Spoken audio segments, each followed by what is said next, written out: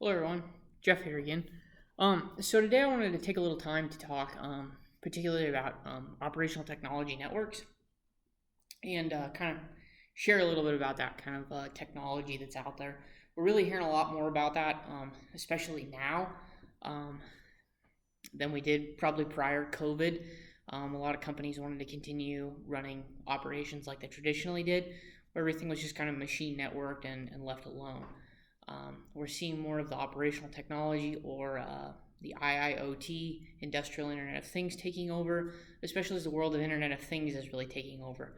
Um, the more and more we see of this as a progression into this is due to the fact that we're trying to reduce our labor force, or we're trying to reduce the footprint at the facility itself. So, for starters, I want to put down up here is that we're going to talk about the OT, which equals operational technology.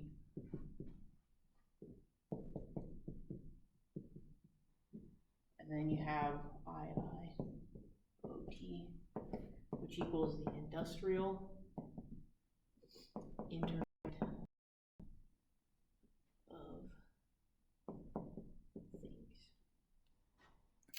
Both of these things are the same thing in reality. Um, this one kind of hits home a little more for most of us because our homes are becoming more and more technologically advanced. We're able to use an application on our phone to shut the garage door, to lock the front door, to see who's coming in and who's visiting, when UPS drops off the package, etc. So many different things. It's the same thing working within the industrial workforce too. We're seeing those same things. We're bringing in Ethernet-driven camera systems. We're bringing in SCADA systems to run these things. We're linking our machine networks into one, and a lot of times we're calling that the operational technology network.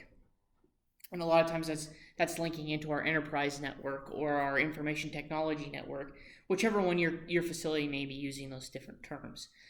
There's a lot of things here that really play very important critical roles here. Particularly like what's your purpose, what's your goal, why are you aiming in that direction, and so those are really the foundational things you need to do. Um, in fact, myself, I've spent a lot of time over the last few months. In fact, I haven't made a lot of videos for my YouTube channel here because I've spent so much time trying to focus on this operational technology network along with some other things that have come up. Um, but I'll tell you, wow, this is an eye-opening field, especially for someone who's not really into the information technology sector, but rather into the automation sector. So I'm going to try to spend some time really giving us a nice understanding of the operational technology network, along with, or the internet, the industrial Internet of Things, and kind of give us a nice, like a broad understanding of it. Not an in-depth understanding by any means, but a nice overview. Um, I myself have gained the experience for the last year or so of working with some of this stuff. I've spent, the 5, 6, 7 years working as an automation controls technician and engineer at the same time, and then as an instructor teaching automation as well. But along with that, I've spent a lot of time working with networking and stuff like that, just from an automation standpoint. So bringing that with me into the realm of the information technology and gathering some of that intel from them, it's really kind of broadened my horizons to understand what all really needs to take place here. And so I hope to share some of that information with you. Along with that, I have a family member who I spent a lot of time contacting and discussing some of this stuff with because they've spent, shucks, over 30 years working for the Department of Defense, gaining knowledge in information technology, and particularly in the security sector. Not that they're giving me any confidential information, but rather that they're pointing me in the direction of such entities such as NIST, the National Institute of Standards and Technology, who I would encourage you to go out and view. And I believe the document is 800-82 or something like that, so don't quote me on that one. And I'm probably not going to put that in the link either because I'll reference that in another video down the road and try to give you a nice brief overview of that.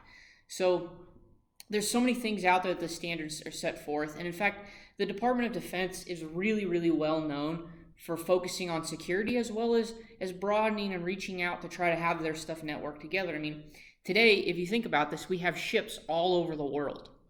Each one of those ships has a reference system that's able to contact back to mainland United States, as well as being over there. In fact, I think just here the last year or so, the United States Navy just released a vessel that they only kept the skeleton crew on, and a very skeleton crew at that, and sent it around the globe, and it was controlled by mainland United States.